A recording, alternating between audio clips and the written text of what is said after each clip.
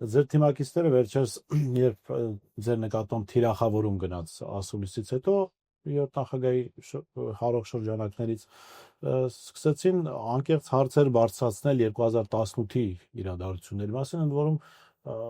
հարցեր, որոնք մենք մի քանի տարի ես գոնե որպես լրագրող բարձրացնում եմ եւ այդ առումով ուրախալի էր, որ падգամավորները արդեն սկսեցին այդ հարցերը բարձրացնել։ Հիմա քան որ падգամավորները խոսել են, շատ ուղիղ ուզում եմ ձեզ հարցնել։ Դուք հարցեր ունեք 2018 իրադարձությունների մասին, եթե կան դրանք որոնք են, եւ երկրորդը,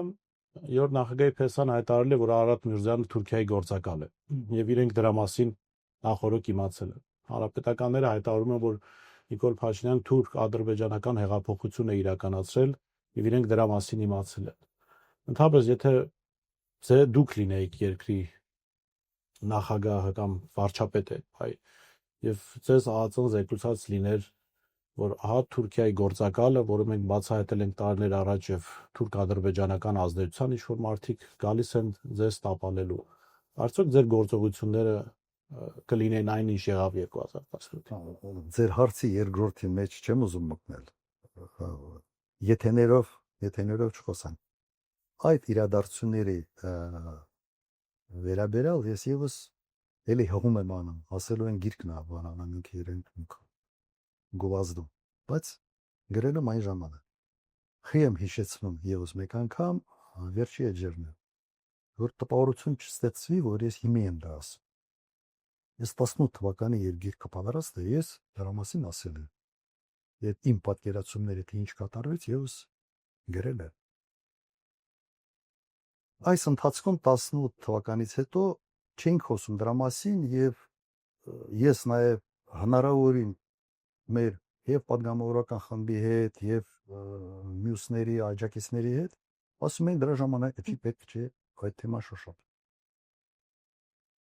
Ինչ կատարվեց իմ մամուլի ասուլիսից հետո այդ մեծ մամուլի ասուլիսից հետո մի երկու հոգի բորբոքվեց, երկու-երեք հոգի։ Ես չհասկացա թե խին բորբոքվել։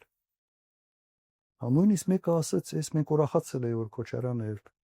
քաղաքական դաշտում չկա, այս ինչի է։ Ու դրան հետևեց արդեն հայտնի ինչ որ հարցազրույցներ, հայտնի լայվեր եւ այլն։ Եվ այդ պարագայում վերջը պատասխան պետք է տային, հնարավոր չէ պատասխան չտա։ Եվ սկսեց այս հրաձգություն։ Մենք չենք տախազանել։ Հակառակը ես այդ տեսանկյունից ինչքան հնարավոր է զսպում էի։ Իշխանափոխությունը շատ ծանր հետևանքների բերեց։ Իսկապես ծանր հետևանքներ եւ համոզված եմ եւ հանրապետական կուսակցության համար եւ երրորդ նախագահի։ Ըստ ես մի քվարտյան կասկած չունեմ, որ շատ ծանր ընտանում այն ինչ որ եղել։ Եվ հասկանում եմ, որ իրենք ունեն եւ պետք է ունենան իրենց բացատրությունը, թե ինչու էր այսպես։ Ես այս բացատրությունը իրենց իրավունքն այդ բացատրություն ունենալ եւ հարամցնել մեր ժողովրդին։ Ես ունեմ իմ բացատրությունը,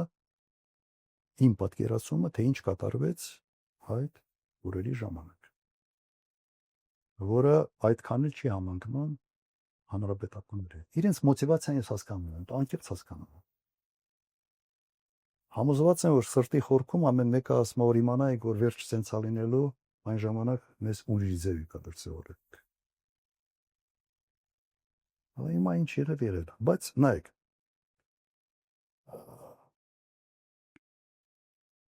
եղել է փորձեմ ավելի բանաձևի տեսք տալ հեղափոխության վտանգի պարագայում եղել է իշխանության փոխանցում, բայց հեղափոխության վտանգի արկայության պարագայում հիմա ավելի ճիշտ ձևակերպել հետևյալ հարցերի պատասխան ունենալ պատճառները որն էին, տրիգերը որն էր եւ հնարավոր է դա խուսափել թե ոչ, չէ՞ սա է երևի հիմնական Այլ ասում ինչ պետք դուք կանեք դրա մասին հիմնական հարցերը սա է հիմա պատճառները հետևյալն են հսկայական լարվածությունները երկրի ներսում դրա ինդիկատորները կային եւ էլեկտրիկ Երևան կար եւ 16 թվականներ, եթե չեմ Ծեծում։ սխալվում, գնդի այդ զավթումը 3 զոհ եւ գնդի այդ 3 զոհի պարագայում ահաբեկչական ակնհայտ գործողության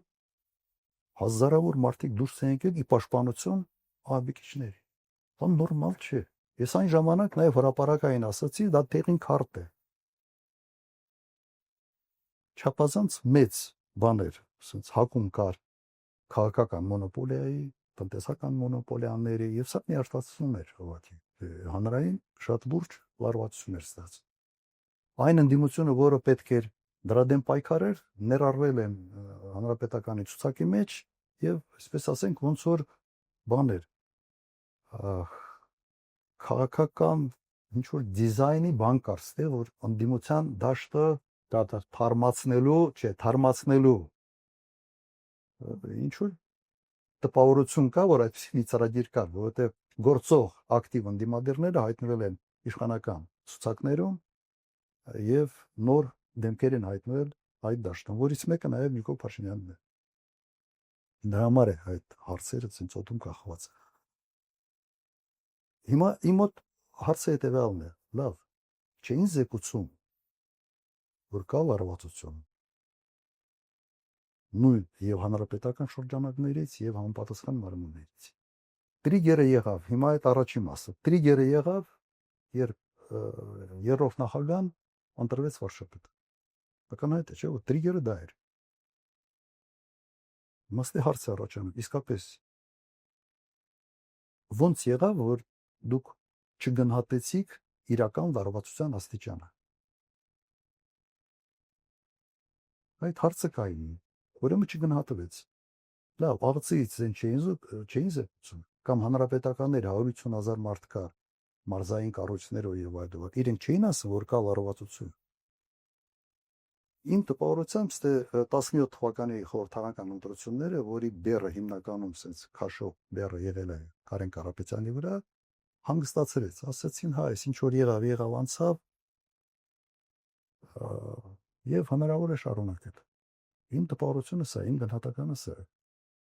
Եվ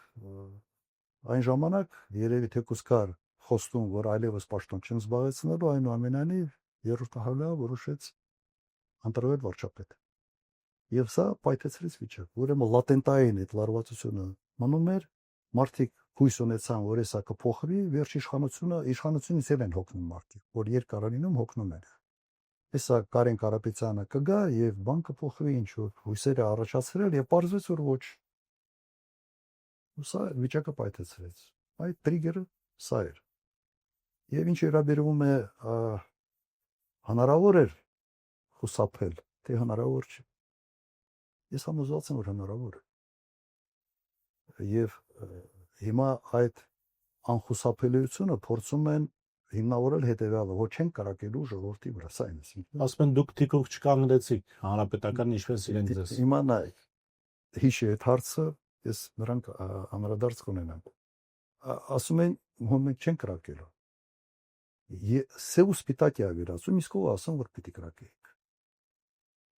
Իսկ ինչի հանգուցալուծումը դուք տեսնում եք միայն